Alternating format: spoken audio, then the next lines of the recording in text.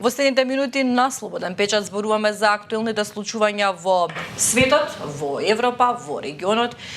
Тука се Дејан Србиновски и Дејан Андоновиќ кои што ќе направат добра анализа, како и секогаш верувам кога се работи за светските случаи. За добра не можам да ведам, за солидна може да најавим еден утрешен сабајлешки разговор со мојот колега Андоновиќ за однос она што се случува или што може да го одбележи денов и неделата со светските збеднувања. Ти благодарам, Александра, за најавата.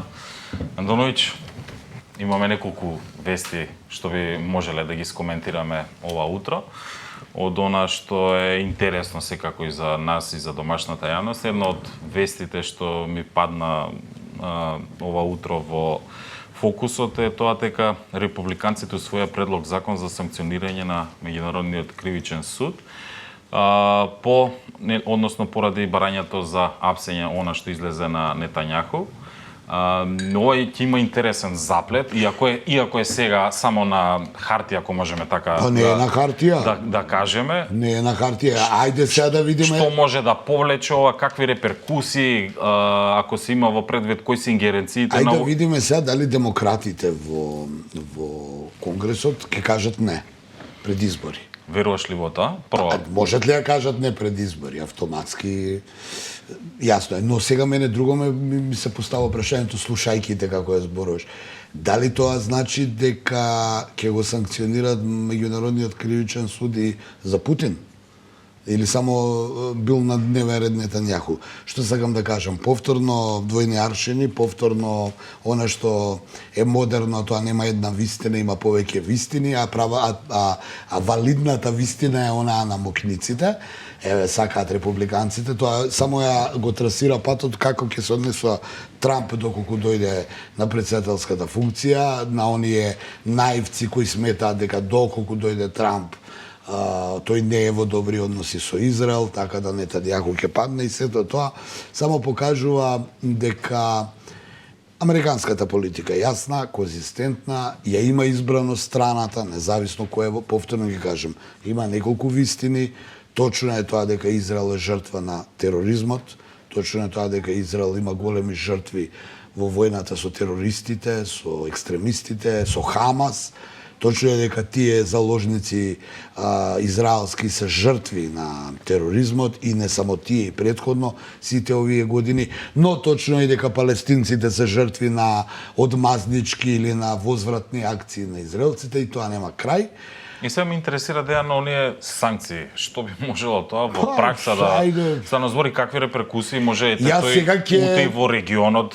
Јас сега ќе логицирам. Првен кога САД ќе каже дека Меѓународниот кривичен суд треба да се санкционира, ништовен, ако те подсетам за нашите искуства во минатото, пошто не сме вчера у новинарство, кога и на овие простори американските војници не потпаѓаат по тие меѓународни кривични работи, нели ако американски војник тука или било каде е на служба во војните бази, направи кривично дело, не одговара. Имаше случаи тука и во Македонија. Имаше случаи, нас ни загина заменик министер, да те подсетам 1900... Во сообраќај на... Да, во контраправец возеше возило на КФОР со американски војници кои возеа во спротивен правец. Тоа беше 1996-7, не се не сеќавам, веќе беше заменик министер наш, кој загина во сообраќајна несреќа.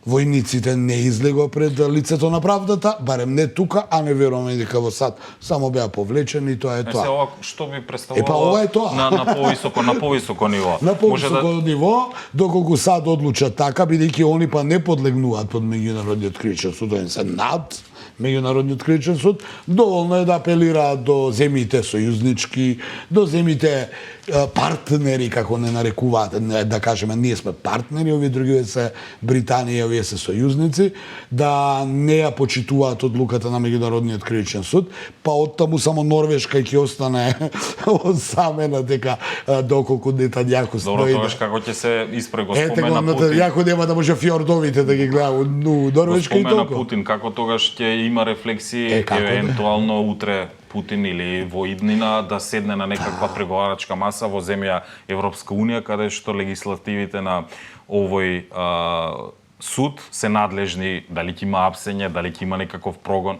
Значи, барањето да се прогласи ништовна одлуката на Меѓународниот кривичен суд го покажува лицемерието, но и за оние сите кои тврдат онака по by the book што е и како е, дека има разлика помеѓу меѓународно право и меѓународна правда. Џаби има меѓународно право кога нема меѓународна правда, односно таа не функционира во случајот едно од тие и тоа. Јас не велам ништо, не фаќам страна, туку само прашувам ако меѓународниот кривичен суд треба да биде санкциониран поради одлуката да го уапси и да му суди на Нетањаху за злочин.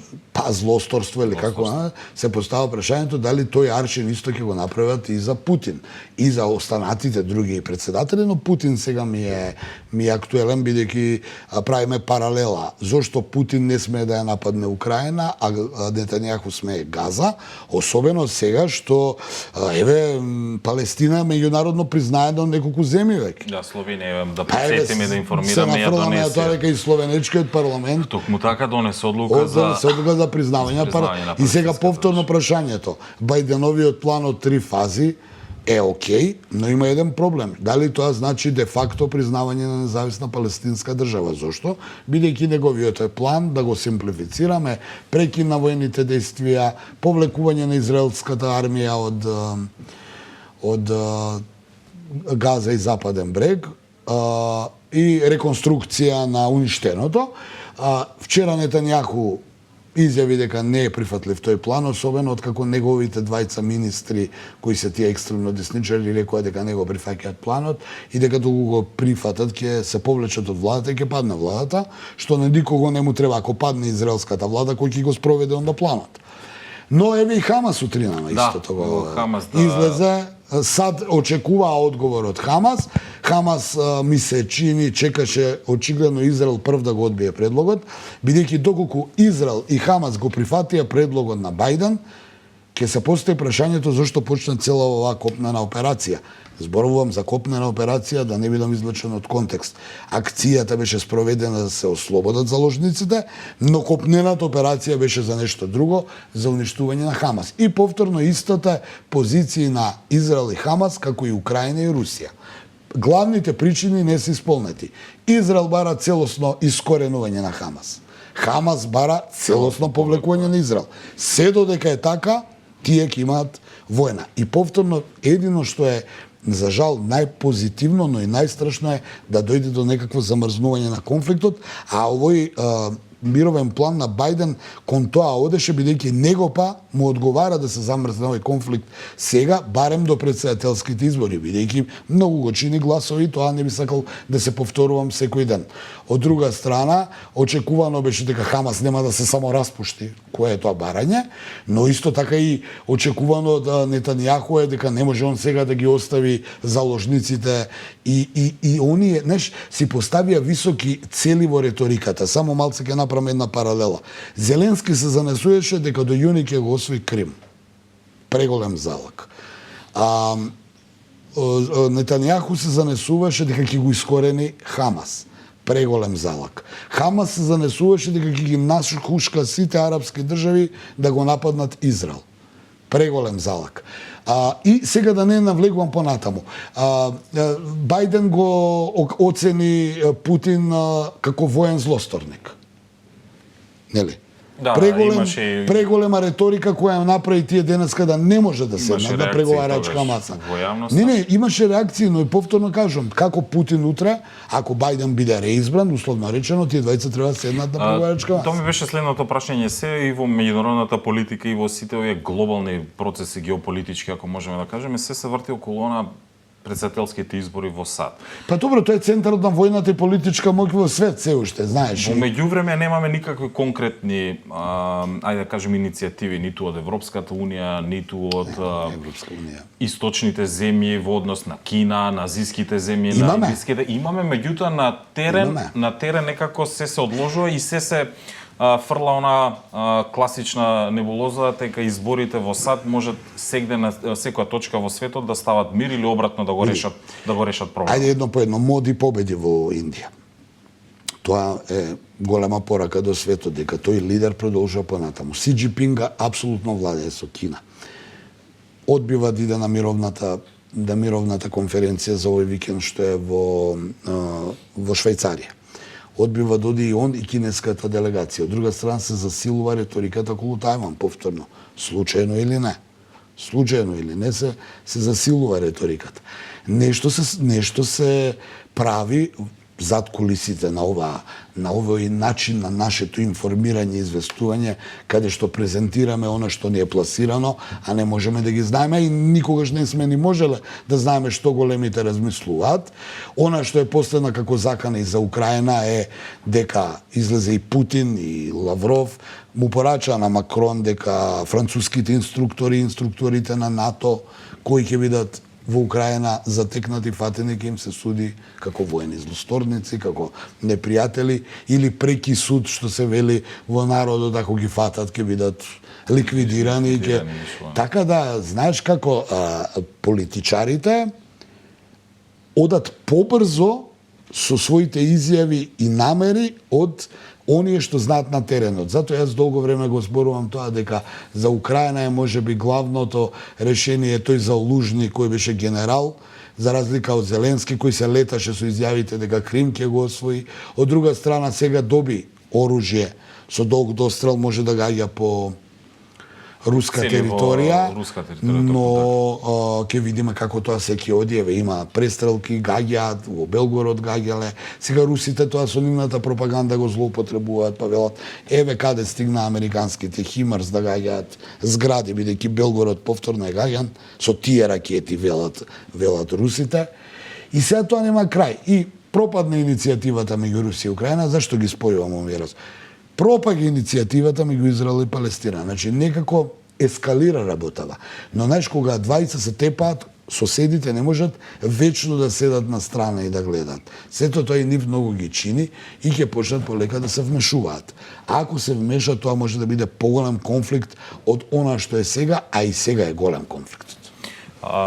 Овде би сакал исто малку да продискутираме. Денеска почнуваат изборите за Европскиот парламент, да се префрлиме на европско тло, па до недела се очекува околу 370 милиони граѓани на Европската Унија да излезат да го осторат своето право на глас за представници да изберат нови чиновници кои повторно форма без суштина. Интересно е што можеме да направиме некоја анализа или компарација со претходните избори, е дека според оние анкети кои што ги објавија релевантни европски медиуми, расположението на европејците е некаде околу 70% за да излезат на овие избори, што во споредба со 2009 година тој процент изнесол некаде околу 50%. Имаме значително зголемување на оние кои што сакаат да гласаат да направат промени во Европскиот парламент. И друга работа, односно втора работа е што во сите речиси земји во Европската Унија имаме пораст на екстремната десница, не само на десницата. Па еве едно прашање во однос на изборите, како ќе се одвиваат и темите кои што се актуелни таму во Европската Унија, миграцијата, војната во Украина, економијата. Што очекуваме, какви представници ќе изберат европејците и какви рефлексии тоа ќе има на Западен Балкан и конкретно кон Македонија? Вака, војната во Газа и Израел многумина сметаат дека беше главен удар за се прекине економската трансферзала помеѓу Индија и Азија со Европската Унија. Тоа е Европа го осети со Украина. Нивната администрација глобазна и нивните чудни, би рекол, кадровски решенија на нивните представници кои само зборуваат, а не се валидни, бидејќи тој претходно што зборувал пред 10 години и што ветувал нешто на државите од овој регион, а и во некој друг регион, денеска не важат, бидејќи тие тогаш го рекле. Значи немаат континуитет, барем не спроведуваат континуитет. Да скратам, мене ми е интересно што актуелната председателка фон дер Лајен е во судир со председателот на Европскиот совет Шарл Мишел, кои буквално по урнекот на балканскиве овие ривали политички се местат и се сопнуваат. Ни фон дер Лајен, ни Шарл Мишел не може да добие доволно гласови според она што можем да видам. Неќум да навлегувам во деталите, пошто и не знам, ај да ти кажам и не сакам многу да знам, бидејќи Тоа ми е се виртуелно. Европската унија, како и Обединените нации, повторно ќе се вратим со мојот став, се под моја критика, бидејќи не се делотворни, туку се една бавна администрација, форма без суштина. Екстремната десница скока баш поради таа политика, незадоволство. И многу ме потсеќаат, овие порано немала Европска унија, пред Прва светска војна, пред Втора светска војна, но истиот системот. Се зголемува полека екстремната десница, почнува полека ксенофобија, и како што ќе оди времето, све полошо и полошо може да биде, и некој им да кажам што може да биде на крај, но можам само да кажам дека Европската унија се покажа дека не може ни да не може ни да посредува военен српско-косовско недоразбирање. Бриселски договори се носат, не се почитуваат. За Македонија некој ни да зборувам приказки, така да би остал некој од другиве колеги кои многу повише знае од мене да го искоментира се во ова со изборите. Кој да дојде? Што ако дојде? Европската унија порача, Европската унија осуди, Европската унија препорача. Приказки. Што направи? И на крај, кога ќе загусти, повторно мора да дојде американската дипломатија, таа да ја каже последната прича, а додека не се направи реизборот во Белата куќа, нема ни тоа да го гледаме, така да видиме што ќе биде како ќе навлегуваме очигледно во еден турбулентен предизборен период. Види, Европската унија сакав, должен сум да ти кажам, а може би треба да се подготвува и може би се подготвуваат, не знам, но јасно е едно. НАТО е алатка преку која Соединетите Американски држави геостратешки ја држат Европа. Доколку се повлече САД од НАТО, нема поента НАТО. Може би онаа француско-германска иницијатива за формирање на европска армија ќе уследи откако ќе се изберат овие нова администрација во Брисел, бидејќи ако дојде Трамп, ќе те потсетам, Трамп сакаше да се повлече од НАТО, затоа што сметаше дека нема државите не го исполнуваат. Затоа велам, не знам, има многу чекори напред што може да ги анализираме. Тука некаде би завршиле за денеска со нашите мисли, ако можам така да се изразам. Александра, ти оставам на тебе да ги најавиш гостите и делот, понатамошниот дел од емисијата, што можат нашите гледачи да гледаат денеска. Благодарам за оваа утринска анализа, за сите нови светски случувања, европски, регионални, ќе ги поканиме гледачите да следат slobodnpečat.mk.